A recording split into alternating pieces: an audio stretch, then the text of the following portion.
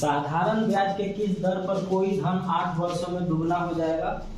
और दूसरा है कि 6.2/3% वार्षिक साधारण ब्याज दर पर कोई धन कितने वर्षों में 3 गुना। देखिए यहाँ पर बोला कि 8 साल में दुगना होना चाहिए, रेट नहीं दिया है यहाँ, और यहाँ पर रेट दिया है और पूछ रहा है कि कितने साल में 3 गुना होना चाहिए। यहाँ पर आपसे टाइम पूछ रहा है, तो यहाँ से 2 सवाल बनेंगे। एक सवाल में आपसे दर पूछा जाएगा रेट, और दूसरा सवाल में आपसे वर्ष पूछा जाएगा कि टाइमिंग कितना लगेगा।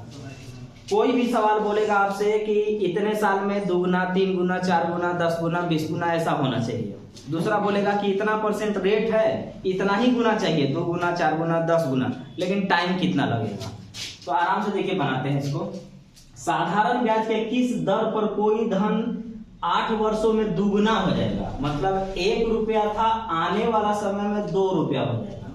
कल ही समझा के भेजे हैं कि ये हो जाना, बन जाना मिश्र धन कहलाता है। तो 1 रुपया था तो आपके पास 2 रुपया हो जाएगा, तो ब्याज आपको कितना मिल रहा है, 1 रुपया। मूलधन में ब्याज जोड़ने पर क्या आता है, मिश्र धन आता है। यानी 1 रुपया था, आने वाला समय में 2 रुपया हो जाएगा। ब्याज कितना मिल रहा है, 1 रुपया ब्याज मिल रहा है। तो आपसे यही चीज पूछ रहा है कि आखिर रेट क्या है, दर क्या है। तो हम बोले हैं कि हम लोग सिर्फ एक ही फॉर्मूला याद रखेंगे, ब्याज बराबर मूलधन गुने समय गुने दर बटा में 100। यही कल केवल बताए थे ना, और इसी पर हम लोग पूरा बनाएंगे। कुछ भी पूछेगा इसी का काम चलाएंगे। तो देखिए ब्याज हमको पता है 1 रुपया, तो ब्याज मूलधन मालूम है 1 रुपया, समय हमको पता है 8 साल, दर नहीं पता है और बटा में 100। 8 से काटेंगे 12.5 बार में, तिरछा तिरछी यहाँ गुना। आर का वैल्यू 12.5% है। इसका मतलब यहाँ जो रेट रखा गया है ना, दर रखा गया है, वो 12.5% है। फिर देखिए रेट दिया हुआ तो ये 36, 18 और 2 20/3। दोबारा बता देंगे, वार्षिक साधारण ब्याज दर पर कोई धन कितने वर्ष में 3 गुना होना चाहिए। मतलब 1 रुपया अगर है तो वो आने वाला समय में 3 रुपया होना चाहिए। तो ये हो जाना, बन जाना मिश्र धन है। 1 रुपया था, 3 रुपया बना, तो ब्याज आपको कितना मिला, 2 रुपया मिला। तो आपको बोले हैं कि फॉर्मूला सिर्फ यही लगाएंगे, वो कुछ भी पूछे। तो ब्याज बराबर मूलधन गुने समय, हमको नहीं पता, दर मालूम है, मूलधन गुने समय गुने दर बटा में 100, यानी 20/3। नीचे क्या रहेगा 100, तो 20 से 5 बार में 5 दिया, 15 दूना 30। ये जो समय लगेगा वो 30 वर्ष होगा। तो ऐसे सवाल में 1 से दुगुना कर लीजिएगा या 3 गुना कर लीजिएगा। फॉर्मूला एक ही लगाएंगे, ब्याज बराबर मूलधन गुने समय गुने दर बटा में 100। 1 रुपया था, 2 रुपया बन रहा है, ब्याज 1 रुपया मिल रहा है। ब्याज बराबर मूलधन गुने समय गुने दर बटा में 100 कर लेंगे। अब यहाँ देखिएगा, यहाँ 1 रुपया था, आने वाला समय में 3 रुपया होगा, ब्याज आपको 2 रुपया मिलेगा। फिर से ब्याज बराबर मूलधन गुने समय गुने दर बटा 100। यहाँ टाइमिंग 30 साल लगेगा। 30 साल में ये जो कंडीशन कह रहा है वो हो जाएगा। हाँ, कोई राशि किसी निश्चित समय में 8% वार्षिक दर से 3 गुनी हो जाती है, वह किस दर से उतने ही समय में 5 गुनी हो जाएगी। पीछे वाला सवाल का डबल इक्वेशन सेम बनाएंगे वैसे। कोई धनराशि किसी निश्चित समय में 8% वार्षिक साधारण ब्याज दर से 3 गुनी हो जाती है। मतलब 1 रुपया 3 रुपया हो जाएगी। तो 1 रुपया 3 रुपया हो जाएंगे, तो 1 रुपया मूलधन था, और ये पता है हो जाना, बन जाना का मतलब मिश्र धन होता है। तो 1 रुपया है, 3 रुपया बन गया, तो आपको ब्याज कितना मिला, 2 रुपया। फिर यही चीज कह रहा है कि मुझे रेट बता दीजिए केवल, ये वाला तो 8% है। अगला जो इक्वेशन में डालना चाहता हूं उसमें बोल रहा है कि आप मुझे वो रेट बताइए जो टाइम तो सेम रहे, लेकिन वही चीज में टाइम सेम रहे, रेट केवल अलग हो जाना चाहिए।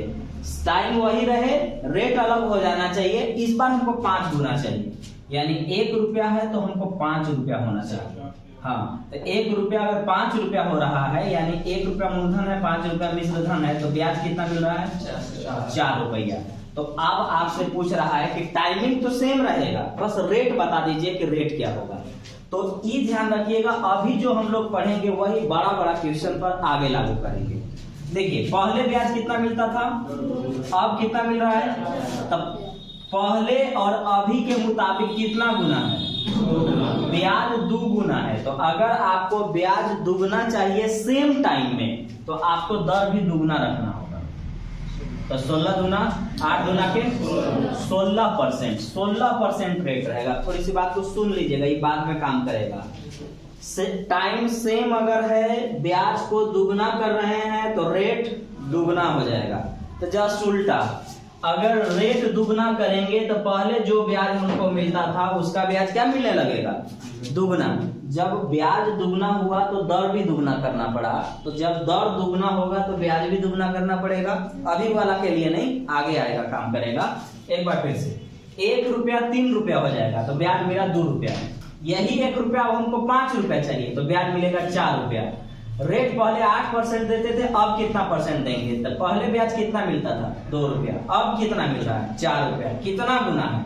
2 गुना। तो ब्याज अगर 2 गुना हो रहा है तो दर भी 2 ही गुना होगा। 8 गुना के 16% दर रहेगा। कोई राशि किसी निश्चित दर से 3 वर्षों में 7 गुनी, वही राशि कितने वर्षों में उसी रेट से अभी 10 गुना चाहिए? कितने साल लगेंगे? इस बार रेट सेम होगा, पिछला बार टाइम सेम था, डबल इक्वेशन। इस बार रेट सेम है, टाइम पूछा जा रहा है कि कितना टाइम लगेगा, सेम डबल इक्वेशन। यानी कोई धनराशि निश्चित दर से 3 साल में 7 गुनी, 1 रुपया 7 रुपया हो जाएगा। टाइम लगेगा 3 साल। वही राशि कितने वर्षों में 10 गुनी हो जाएगी? इस बार हमको 10 गुना चाहिए, मतलब 1 रुपया 10 रुपया हो जाना चाहिए। 1 रुपया 10 रुपया। कितना टाइम लगेगा? फिलहाल 1 रुपया 7 रुपया बनेगा तो ब्याज कितना दे रहा है? 6 रुपया। 1 रुपया जब 10 रुपया बनेगा तो ब्याज कितना होगा? 9 रुपया। ये जो 9 है वो 6 का कै गुना है? 1.5 गुना। 1.5 गुना है 1.5, 1.5 गुना ही ना है। 6 एकम 6 और आधा 9 हो जाता है, तो ये 1.5 गुना है। तो ब्याज अगर 1.5 गुना है तो टाइम भी 1.5 गुना लगेगा। तो टाइम भी 1.5 गुना ही लगेगा। तो 3 का 1.5 गुना होता है 4.5, यानी 4.1/2 वर्ष लगेगा। अगर हमको ब्याज 1.5 गुना अब मिल रहा है तो टाइम भी मेरा 1.5 गुना लगेगा। ब्याज अगर हमको 1.5 गुना मिल रहा है तो दर भी 1.5 गुना हो जाएगा। पीछे वाला सवाल में क्या था? दर था, तो ब्याज दुगना मिला था तो दर दुगना हो गया था। यहाँ क्या है कि ब्याज 1.5 गुना मिल रहा है तो टाइम 1.5 गुना। इसका मतलब हुआ कि अगर मुझे ब्याज अगर दुगना मिल रहा है, ऐसे ही बोल रहा हूँ, ब्याज दुगना मिल रहा है तो मेरा दर भी दुगना हो जाएगा और समय भी दुगना हो जाएगा। जैसे ब्याज मुझे 1.5 गुना मिला तो मेरा टाइम 1.5 गुना हो ना गया, तो उसी प्रकार से यहाँ जो बदलाव होगा वही बदलाव इसमें होगा, क्योंकि हम लोग साधारण ब्याज पढ़ रहे हैं। यहाँ सेम हर साल का ब्याज बराबर होगा। एक व्यक्ति 2500 रुपए को 2 भागों में बांटकर निवेश करता है। प्रथम भाग पर 5%, दूसरे भाग पर 6% साधारण ब्याज मिलता है। यदि प्रति वर्ष उसे 140 रुपया ब्याज मिलता है तो 5% पर उसने कितनी राशि लगाई? इसको 2 तरीके से बताऊंगा, दोनों तरीका समझ लेंगे। पहले बेसिक से समझिए। मैंने बोला कि कुछ भी करेगा हम ब्याज बराबर फॉर्मूला लगा करके काम चला लेंगे। ब्याज बराबर मूलधन गुने समय गुने दर बटा 100। लेकिन इसमें एक एक्स्ट्रा चीज जानना होगा कि अगर एक जगह के रुपए को 2 जगह बांटते हैं तो एक वो x होता है, दूसरा उतना -x होता है। यानी एक अगर पूरे 2500 रुपया है और 2 जगह लगा रहे हैं तो एक जगह बोलेंगे x और दूसरा जगह बोलेंगे 2500 - x। तो उसने बोला कि 5% पर उसने कितना लगाया, तो हम मान लेते हैं कि 5% पर x रुपया लगाया होगा, तो 6% पर वो 2500 में से x कम करेंगे तो जो बचेगा वही ना 6% पर लगाया होगा। तो ये है अभी मूलधन, और ये दोनों जगह से उसको सिर्फ 140 रुपया ब्याज मिलता है। और ब्याज है तो है, और ब्याज बराबर होता है मूलधन गुने समय गुने दर बटा में 100। तो मूलधन गुने समय 1 साल प्रति वर्ष की बात कर रहा है, मूलधन गुने समय गुने दर, इस पर दर है 5%, दर बटा में 100। यहाँ से कुछ ब्याज मिला, इस जगह से भी कुछ ब्याज मिल रहा है इसको, 2500 - x मूलधन है, ब्याज बराबर ही लगाए हैं। ब्याज बराबर मूलधन गुने समय गुने दर बटा में 100। ये भी ब्याज, ये भी ब्याज, दोनों मिला के इसको 140 मिलता है। मिला करके योग कुल तीनों का मतलब जोड़ना, अंतर कमी वृद्धि का मतलब घटाना। तो यहां से और यहां से दोनों जगह से 140 रुपए मिले, सॉल्व कर लीजिए। 140 बराबर एलसीएम ले लीजिए, 100 रह गया, ये 5x प्लस ये 6 से इसमें भी गुना इसमें भी, तो 25 छक्का 150, 150 पर 2 जीरो यानी 15,000 माइनस 6 एकम 6, ये गुना होके यहाँ जाएगा, तो 140 पर डबल जीरो यानी 14,000, 14,000 ये प्लस इधर आएगा तो माइनस हो जाएगा 15,000 बराबर 6 में से 5 जा रहा है माइनस 1, तो 15,000 में से 14,000 घटेगा तो माइनस 1,000, माइनस माइनस खत्म, x का वैल्यू 1,000, x क्या था 5%, 5% पर उसने कितनी राशि लगाई 1,000, तो 6% पर फिर कितनी लगाई 1,500, क्योंकि दोनों मिला के कितना होना चाहिए था 2,500, दोनों मिला के 2,500, तो 5% पर 1,000, तो 6% पर 1,500, दोनों मिला के 2,500। अब देखिए इसको एलिगेशन पढ़े होंगे तो बात को अच्छे से समझेंगे, नहीं पढ़े होंगे तो सुनिए, जब पढ़िएगा तो अच्छे से समझ सकते हैं। जब कभी भी 2 परसेंटेज दिया जाता है वहां एलिगेशन मेथड लगाने का आप प्रयास करिए। जैसे देखिए एलिगेशन कहाँ लगाया जाता है, तो जहां 3 परसेंटेज दिया रहे, 1% अलग अलग हो, 1% उसके ठीक बीच का हो, ठीक का मतलब एग्जैक्ट बीच नहीं, कहीं भी बीच में, अगर ऐसा देता है तो उसको एलिगेशन लगाते हैं, और अगर नहीं देता है तो हमको बीच वाला परसेंटेज निकाल लेना चाहिए। जैसे, और बीच वाला परसेंटेज को अपना भाषा में ये औसत दर कहता है, औसत दर। जैसे पूरा ब्याज कितना मिला 140, कितना में 2,500 में, और परसेंट में चेंज करने के लिए 100 से गुना, तो ब्याज कितना मिला 140, कितना में 2,500 में, और परसेंट में चेंज करने के लिए 100 से गुना, डबल जीरो 50 25 5 दूनी 10 5 8 40, 50 25 5 6 30। अब इस जगह ध्यान रखेंगे, अगला जब सवाल बताऊंगा तो जरूरी यह है कि इस मेथड पर अप्लाई होने के लिए एक्यूरेट कटना चाहिए। अगर एक्यूरेट नहीं कटता है, जैसे 2/3 आया तो 2/3 तो कटेगा नहीं, 0.666 चल जाएगा, तो अगर नहीं कटेगा तो मत काटिएगा, फ्रैक्शन में ही छोड़िएगा, लग जाएगा बन जाएगा, लेकिन उसको पूरा मत काटिएगा।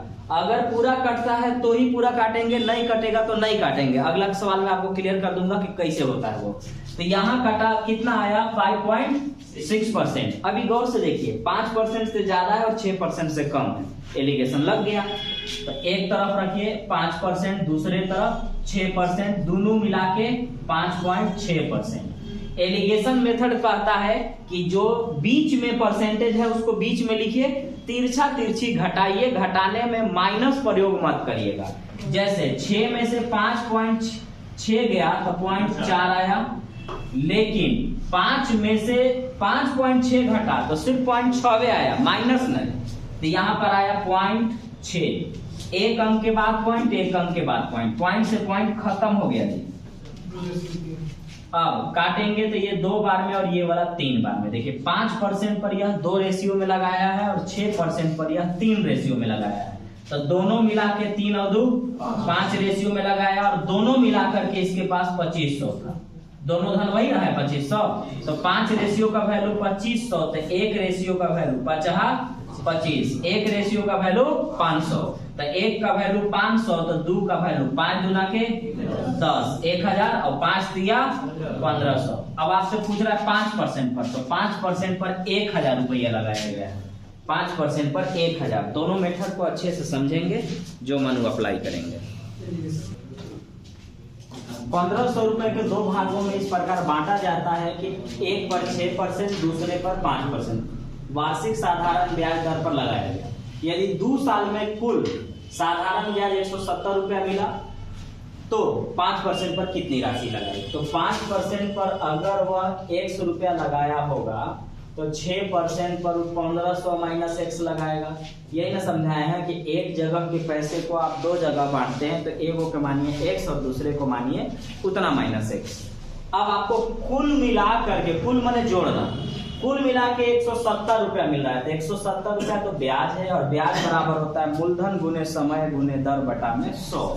ब्याज बराबर लगा रहे हैं मूलधन गुने समय, इस पर 2 साल है, मूलधन गुने समय गुने दर बटा में 100। यहाँ से कुछ ब्याज मिला, फिर से लगाइए ब्याज बराबर मूलधन गुने समय गुने दर बटा में 100। यहाँ से कुछ ब्याज, यहाँ से कुछ ब्याज, दोनों मिला के 170 रुपये कुल मिला करके, कुल योग इसका मतलब होता है जोड़ना। तो ये भी ब्याज, ब्याज बराबर मूलधन यहाँ लगाए कुछ ब्याज दोनों मिला के 170 रुपये। सॉल्व कर दीजिए, ये रहा 170, एलसीएम लेंगे तो 100, 5 गुना के 10x प्लस 6 दूनी 12 है, 12 से 12 गुने 15 180 पर 2 जीरो और माइनस 6 दूनी बढ़े ना है 12 माइनस 12x, ये गुना करेंगे तो 17,000, ये रहा 17,000, ये प्लस है इधर आएगा तो माइनस हो जाएगा 18,000 बराबर 12 में से 10 गया माइनस 2x, 18,000 में से 17,000 गया माइनस 1,000 बराबर माइनस 2x, माइनस माइनस खत्म, x का वैल्यू 500। आपने 5% पर 500 रुपया लगाया था, आपने 5% पर 500 रुपया लगाया था। दूसरा मेथड, ब्याज मिल रहा है 170 रुपया, कितना में 1500 में, परसेंट में चेंज करने के लिए 100 से गुना, डबल जीरो खत्म, 5 से 5 दिया 15, 5 दिया 15, 5 चौका 20। आपको देखिए कट रहा है क्या? नहीं कट रहा है तो छोड़ देना। और जब एलिगेशन पढ़े होंगे तो एलिगेशन को हम अलग अलग तरीके से बताए थे कि पॉइंट में गया तो डायरेक्ट निकाल लीजिए, पॉइंट में नहीं गया तो थोड़ा सा उसी में हल्का सा एक चीज बदलाव करते थे, और नहीं भी बदलाव करेंगे तो कोई बात नहीं, घटाना ही तो है, घटा लेंगे। अब देखिएगा 34/3 कितने साल का मिला? 2 साल का। तो ये तो साधारण ब्याज है, साधारण ब्याज में हर साल का जो ब्याज होता है वो बराबर होता है, साधारण ब्याज में हर साल का दर जो होता है वो बराबर होता है। तो 2 साल में इतना परसेंट, तो 1 साल में उसका आधा परसेंट, आधा का मतलब इसका आधा, तो 34/3 को हम आधा कर लेते हैं तो आ गया ये 34/6, 3 दूनी 6। अब इसको अगर हम काटेंगे तो रखिए इसको 17/3 कट तो पूरा नहीं रहा है, तो पूरा नहीं कट रहा है क्योंकि नहीं कटेगा। देखिएगा 3 बचे 15, 2 बचा, 2/3 अभी बोले थे कि 2/3 कटता नहीं है, वो पॉइंट चला जाएगा, तो वो वाला में नहीं करना है, छोड़ देना है ऐसे। तो ये तो बीच का परसेंटेज है, तो बीच का अगर परसेंटेज है तो देखिए एगो परसेंटेज हम शुरुआत वाला रख रहे हैं 6%, दूसरा रख रहे हैं 5%, दोनों मिला करके मिल रहा है 17/3%। तिरछा तिरछी घटाना ही तो है। इसको मैं जब एलिगेशन पढ़िएगा तो एक और तरीका बताऊंगा, अभी नहीं बताऊंगा क्योंकि एलिगेशन नहीं पढ़ना है। तो अभी हम क्या बताए थे, इसमें सिर्फ घटाना था तिरछा तिरछी, तो हम सिर्फ घटाने आपको सिखा दे रहे हैं। एलिगेशन पढ़िएगा तो इसको और तरीके से बताएंगे कि ऐसे वाले फ्रैक्शन को कैसे बनाएं। तो फिर हाँ घटाना है तो घटा लीजिए, तो 5 में से 17/3 निकालिए, हाँ जो भी आएगा, 6 में से 17/3 निकालिए, तो देखिए बोले हैं माइनस नहीं आना है ना, तो 3 बचे 15, 15 में से 17 गया 2/3, 36 18 में से 17 गया 1/3, ये ना है। और 5 दिया 15 में से 17 गया 2, 3 नीचे है 3 रहेगा, 3 छक 18 में से 17 गया 1, 3 नीचे है 3 रहेगा, यहाँ माइनस करो कोई चक्कर है नहीं, तो ये 3 और 3 गया 2:1 में है। तो 2:1 में, तो 6% पर कितना लगाए हैं 2 रेशियो में, 5% पर कितना लगाए हैं 1 रेशियो में, दोनों मिला के कितना लगाए हैं 3 रेशियो में, वास्तव में कितना लगाए हैं 1500। 3 का वैल्यू 1500, 1 का वैल्यू 500। आपसे पूछ रहा था 5% पर, तो 5% पर आप कितना रेशियो में लगाए हैं, 1 रेशियो का वैल्यू कितना है 500, तो 2 रेशियो का वैल्यू कितना होगा 1000। आपको पूछा गया है 5% पर, 5% का वैल्यू 500, आपने 5% पर 500 रुपया लगाया था।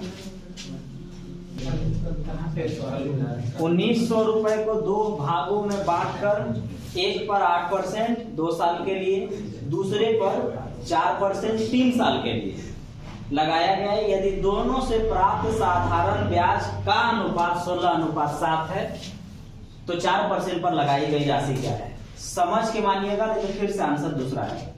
जो पूछा है अगर हम वहीं से शुरू करते हैं तो 4% पर अगर 100 रुपया लगाए होंगे तो 8% पर 1900 माइनस 100 रुपया लगेगा। यहां तक ठीक है।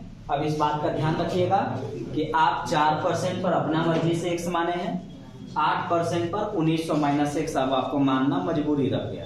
दूसरा, बैलेंस करने में इस बात का ध्यान रखिएगा कि जो 8% है वो 2 साल के लिए है और जो 4% है वो 3 साल के लिए है। तो इसका मतलब ये जो 16:7 है, कुछ भी है तो ब्याज है, तो ब्याज को लिखेंगे। अनुपात माने बट्टा होता है। 16:7 यहाँ लिखिए। ये जो 16 जो ब्याज मिला है ना, वो ब्याज है इसके लिए, ध्यान रखिएगा।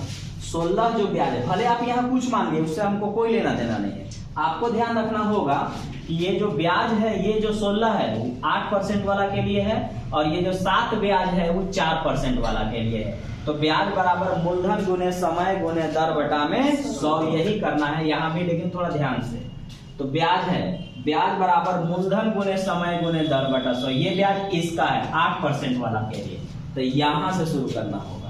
अपना मर्जी से नहीं उठा लेंगे, ये देखेंगे कि ये जो 16 जो ब्याज है वो किसके लिए है, 8% के लिए। थी 8 वाला डेटा उठना चाहिए, तो उठाइए। ब्याज बराबर मूलधन गुने समय मूलधन गुने समय गुने दर और बट्टा में 100। अगला मूलधन, ये पूरा पर बट्टा है, मूलधन गुने समय, यहाँ कितना साल, 3 साल। मूलधन गुने समय गुने दर बटा में 100। बस यहाँ ध्यान रखना है, बाकी कोई दिक्कत नहीं है। 00 खत्म, ऐसा है। 4 काट सकते हैं, 4 से 2 बार में, 4 दूना 8। अब नहीं कटेगा।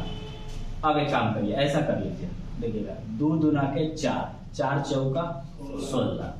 अब गुना करने में ध्यान रखिएगा कि ये वाला गुना इसके साथ हो रहा है और ई वाला गुना यहाँ हो रहा है। तो मन है तो गुना करिए, नहीं तो गुना करके ही लिख लीजिए आप। 19 सत्ते 133। तो 133 पर 3 जीरो 2 जीरो और माइनस 7 एकम 7x।